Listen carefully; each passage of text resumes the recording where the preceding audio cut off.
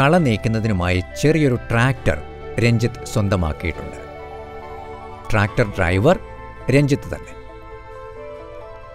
യഥാസമയങ്ങളിൽ കളയെടുക്കുന്നത് മൂലം കീടബാധ വിളകളെ തീണ്ടാറേയില്ല.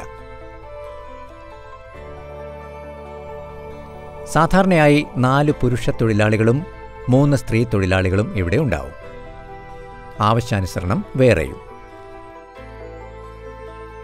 സജീവ സാന്നിധ്യം കൊണ്ടും സാങ്കേതിക സഹായം കൊണ്ടും വിദഗ്ധ നിർദ്ദേശങ്ങൾ കൊണ്ടും രഞ്ജിത്തിന് സ്പോർട്സ്മാൻ സ്പിരിറ്റേക്കുന്ന ഒരു കോച്ചാണ് മാള കൃഷിഭവനിലെ കൃഷി officer George Prashant PJ. Mala കൃഷിഭവൻ്റെ കീഴിൽ തുറസായ സ്ഥലത്തെ പച്ചക്കറി കൃഷി തുടങ്ങിയിട്ട് ഏതാണ്ട് 3 വർഷം കഴിഞ്ഞു. ഇതിന് തുടക്കം കുറിച്ചത് യുവാവായ ശ്രീ രഞ്ജിത്താണ്.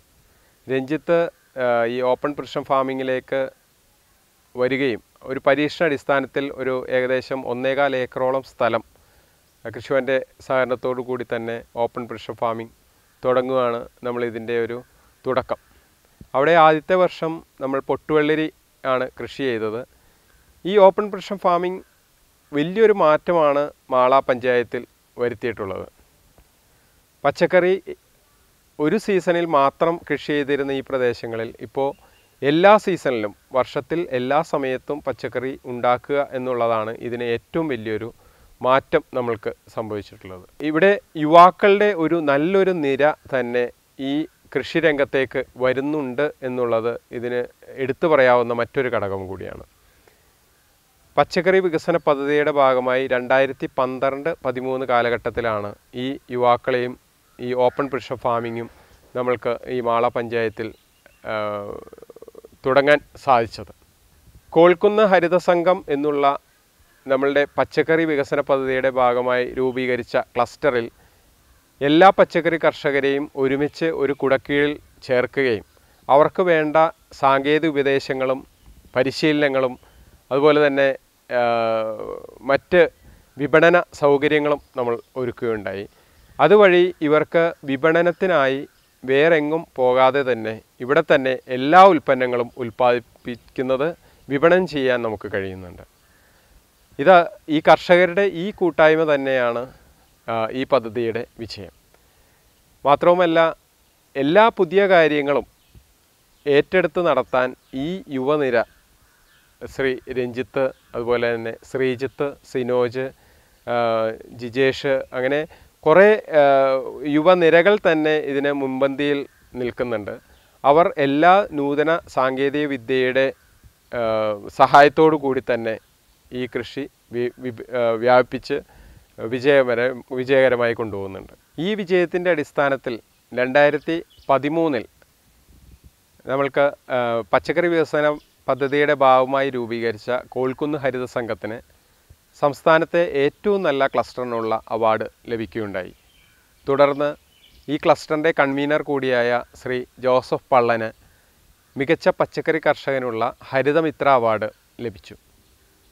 തുടർന്നുള്ള വർഷത്തിൽ 2014 ശ്രീ രഞ്ജിത്തിന് ഏറ്റവും മികച്ച യുവകർഷകനുള്ള അവാർഡും ലഭിക്കുകയുണ്ടായി.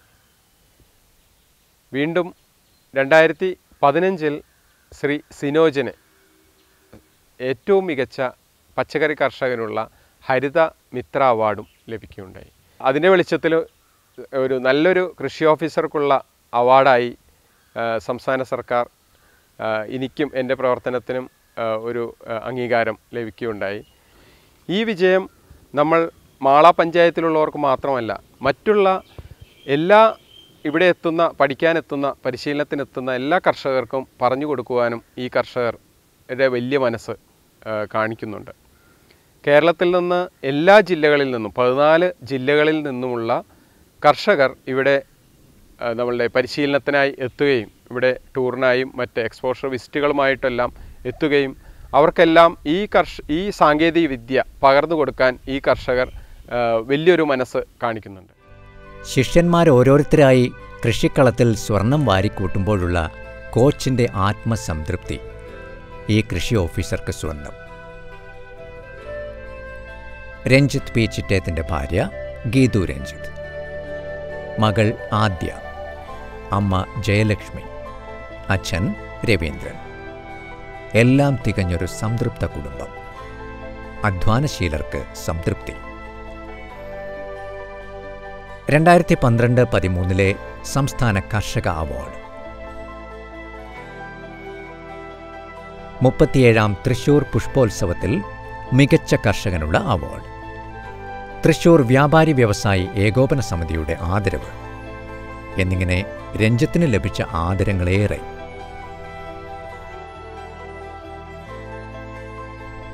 പച്ചക്കറി സ്വയം പര്യാപ്തത നേടുന്ന പഞ്ചായത്ത്.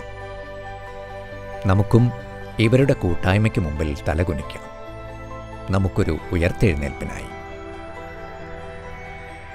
കൂടുതൽ വിവരങ്ങൾക്ക് പി. രഞ്ജിത്ത്. ഫോൺ 9656965888.